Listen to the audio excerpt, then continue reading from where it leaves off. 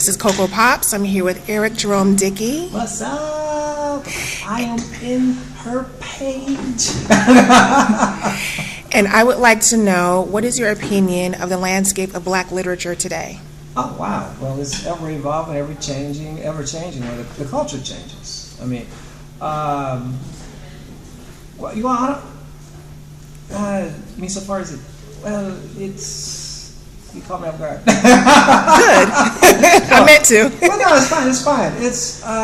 It's changed. I mean, I guess when I think of periods, you think of the Harlem Renaissance, then the resurgence with Wayne Hill, all the writers who came when that door was open. Because that's what happened is Miss Macmillan sold a ton of books. Money was made, so doors opened, and everybody was looking for the next money maker, which is not necessarily a bad thing, because it afforded many people who were already writing an opportunity to try to get onto the main stage. Again, just like music, it's evolved. The next generation has come. The taste has changed, and it's just different, if you will. I mean, it is what it is, you know. But I tend to stick to, I guess, like most writers, I stick to what I like. I'm still the Walter Mosley guy, the Octavia Butler, the B.B. Moore Campbell, Terry McMillan, that era, the Dean Koontz, the Stephen King. Love reading about Jack Reacher, Kimberly Lawson Roby, Rashonda Tate Billingsley, Lolita Fowles. Just, you know, that's my lane right there. That's my lane right there. Because I love the way particular writers write, because they take the craft seriously. It's not fly by night. For a lot of people, I think it's almost like with music, where people look at, it's something I can do to make money real quick. Then they come in here, then they're disappointed because they realize it's work. They realize it's hard work. And outside of the writing aspect of it, once you're done with your project, now you're in sales. And not everybody can sell a product. Elan Harris, late great Elan Harris, worked a miracle. I mean, he sold books out of the trunk of his car, and eventually made it up to #2 on New York Times bestsellers list. You know, who does that?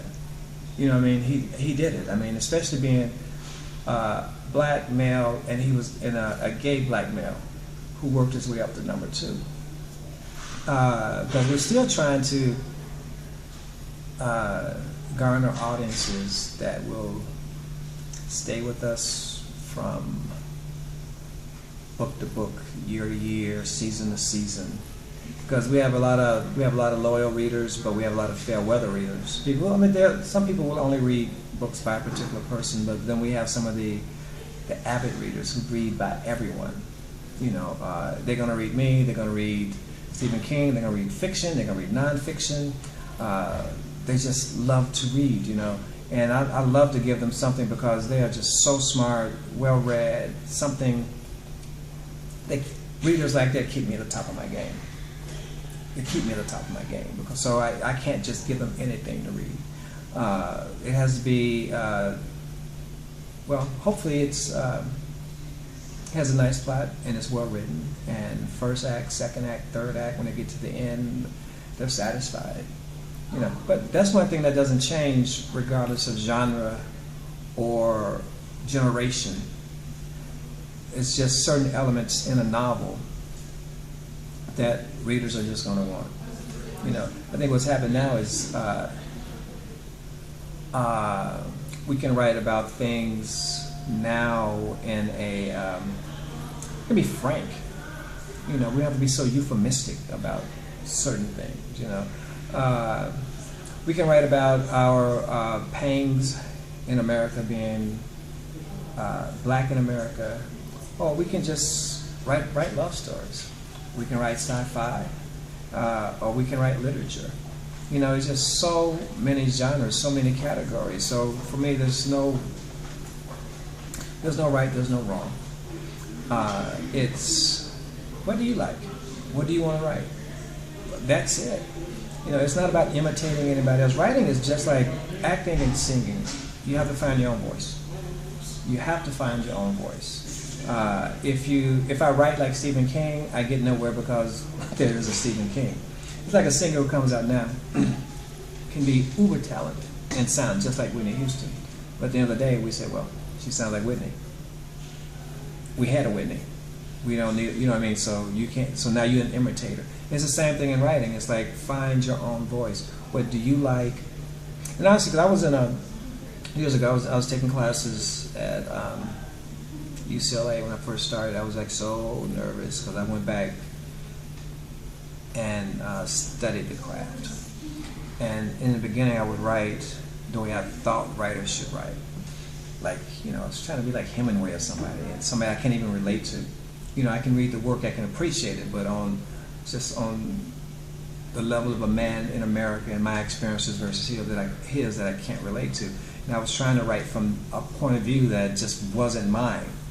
And the writing was just so sterile and just blah.